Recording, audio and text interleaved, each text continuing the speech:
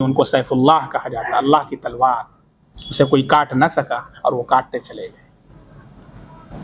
اللہ ایسے لوگوں کے شبہ کو زائل فرما رہے ہیں کہ جو لوگ موت کے ڈر کی وجہ سے گھروں میں چھپے ہوئے ہیں اور جہاد کے لیے جانے میں ٹال مٹول کیا کرتے ہیں، اللہ فرما رہے ہیں تم چاہے کہیں بھی ہو، اینما تکونوا یدرککم الموت، وہیں تم کو موت آ دباوے گی، ولو کنتم فی بروج مشیدہ، اگرچہ تم چونے کے قلعوں ہی میں ہو، مضبوط قلعوں کے اندر ہی ہو۔ وَإِن تُصِبْهُمْ حَسَنَةٌ يَقُولُوا هَٰذِهِ مِنْ عِندِ اللَّهِ، اور اگر ان کو کوئی اچھی حالت پیش آتی ہے تو کہتے ہیں کہ یہ من جانب اللہ ہے، یعنی اللہ کی طرف سے اتفاقاً پیش ہو گئی ہے۔ وَإِن تُصِبْهُمْ سَيِّئَةٌ يَقُولُوا هَٰذِهِ مِنْ عِندِكَ، اور اگر ان کو کوئی مصیبت پیش آتی ہے، کوئی بری حالت پیش آتی ہے تو کہتے ہیں کہ یہ آپ کے سبب سے ہے۔ قل، اے نبی آپ کہہ دیجئے، کل من عند اللہ، ہر چیز اللہ کی طرف سے ہے، چاہے ہمیں پریشانی آئے یا ہمیں کوئی نعمت ملے، یہ ساری کی ساری چیزیں اللہ کی طرف سے آتی ہیں۔ ہم ایمان مفصل میں پڑھتے ہیں نا، آمنت باللہ وملائکتہ وکتبہ ورسلہ والیوم الآخر والقدر خیرہ وشرہ من اللہ تعالی، اللہ کی طرف سے، چاہے شر ہو یا خیر، دونوں اللہ کی طرف سے۔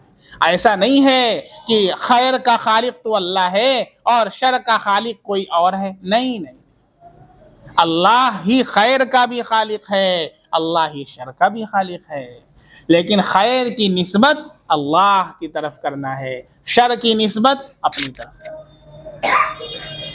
خیر کی نسبت اللہ کی طرف کرنا ہے، شر کی نسبت اپنی طرف کرنا ہے۔ کہ کوئی بھلائی آتی ہے، کوئی خیر کی بات ملتی ہے، کوئی نعمت ملتی ہے، اللہ کا شکر ادا کرنا ہے، اور کوئی مصیبت آ جاتی ہے تو یہ سمجھنا ہے کہ میرے گناہوں کی وجہ سے ہے، اس کی نسبت اللہ کی طرف نہیں کرنا ہے، لیکن اس کا خالق اللہ ہی ہے۔ یہ عقیدہ ہے کہ اس کا خالق اللہ ہی ہے، خیر کا بھی اور شر کا بھی، دونوں کا خالق اللہ ہے۔ جیسے ایک فرقہ ہے وہ خیر کا خالق مانتا ہے اللہ کو اور شر کا خالق مانتا ہے کسی اور کو، تو اہل سنت والجماعت کا یہ عقیدہ نہیں ہے، خیر اور شر دونوں کا خالق اللہ رب العزت ہے۔ اللہ فرما رہے ہیں قل کل من عند اللہ، یہ قرآن میں اللہ نے فرمایا ہے، اے نبی صلی اللہ علیہ وسلم آپ فرما دیجئے کہ سب کچھ اللہ ہی کی طرف سے ہے۔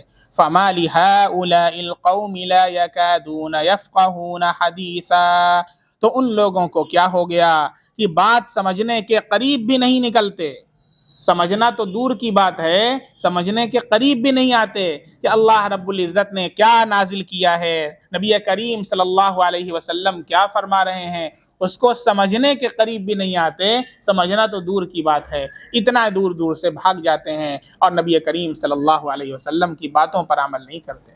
ما اصابک من حسنۃ فمن اللہ، اے انسان تجھ کو جو کوئی خوشحالی پیش آتی ہے وہ محض اللہ تعالیٰ کی جانب سے ہے، وما اصابک من سیئۃ فمن نفسک، اور جو کوئی بدحالی پیش آوے وہ تیرے ہی سبب سے ہے، یعنی تیرے گناہ کی وجہ سے۔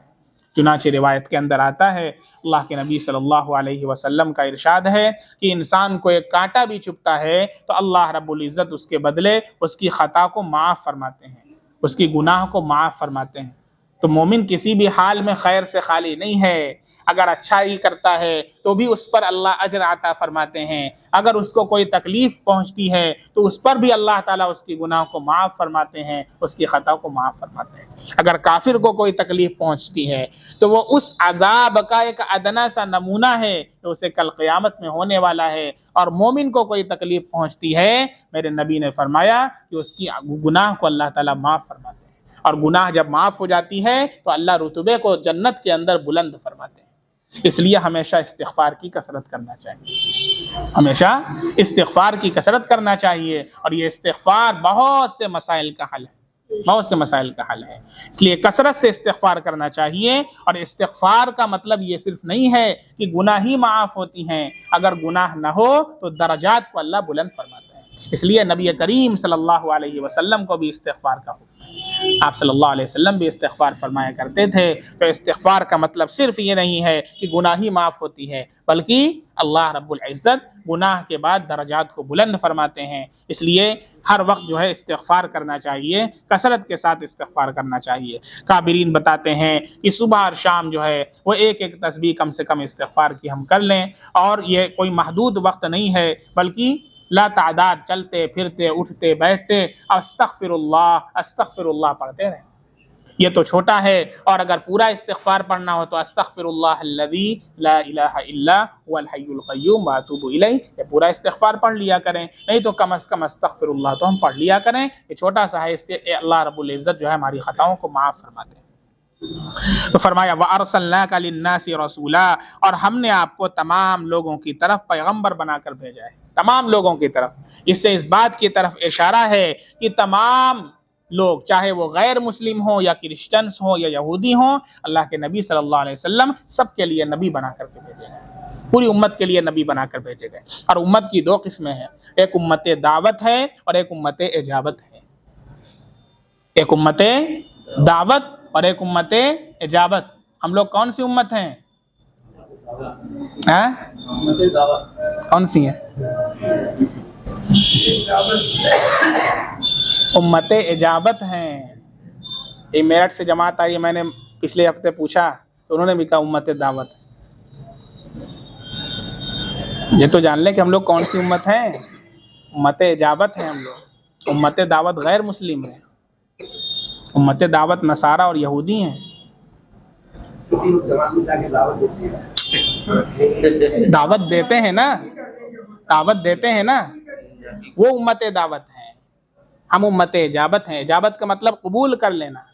اللہ نے ہمیں قبول کیا کہ اللہ نے ہمیں ایمان کی توفیق عطا فرمائی، اور اللہ نے ہمیں مومن بنایا، ایمان والا بنایا، اللہ نے قبول کر لیا ہے، یہ ہم امت اجابت میں آ گئے۔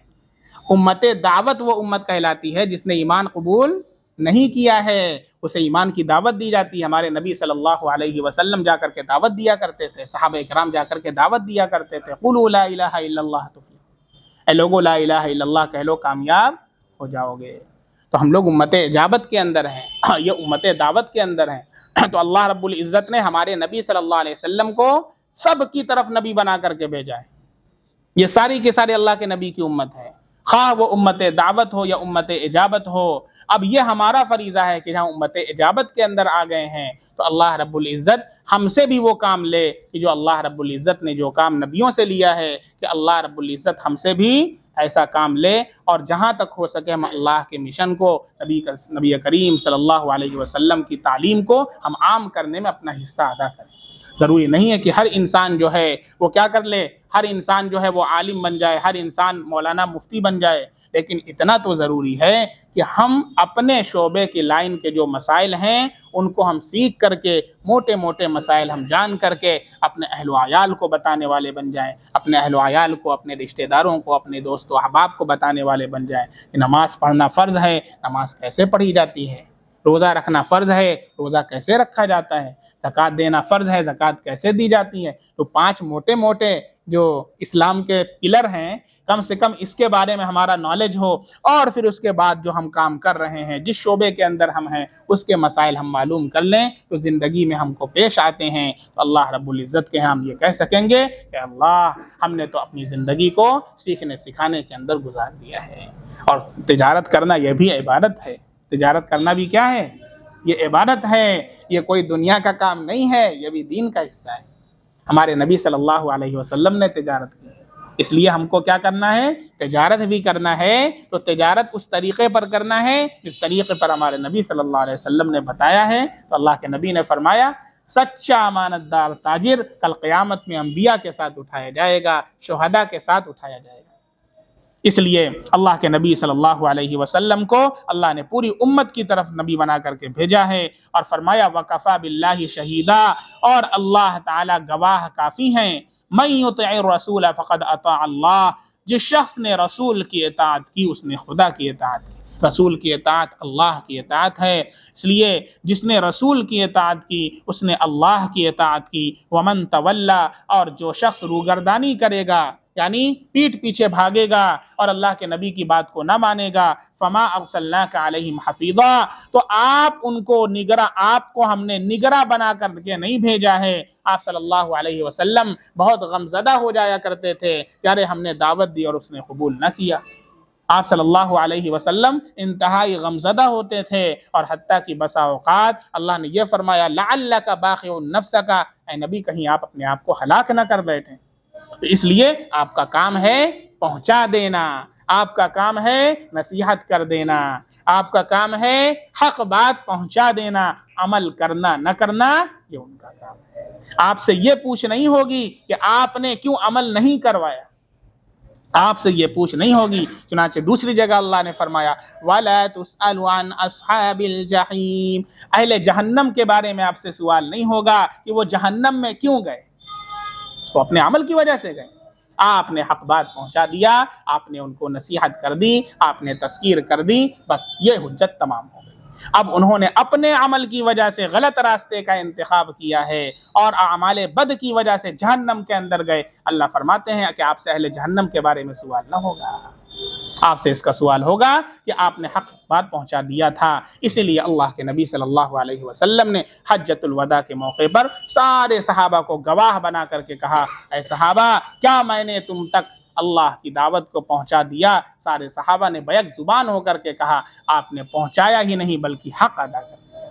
اللہ کے نبی صلی اللہ علیہ وسلم نے کہا اللہم اشہد، اے اللہ گواہ رہے، اے اللہ گواہ رہے، اے اللہ گواہ رہے کہ میں نے پہنچا دیا ہے۔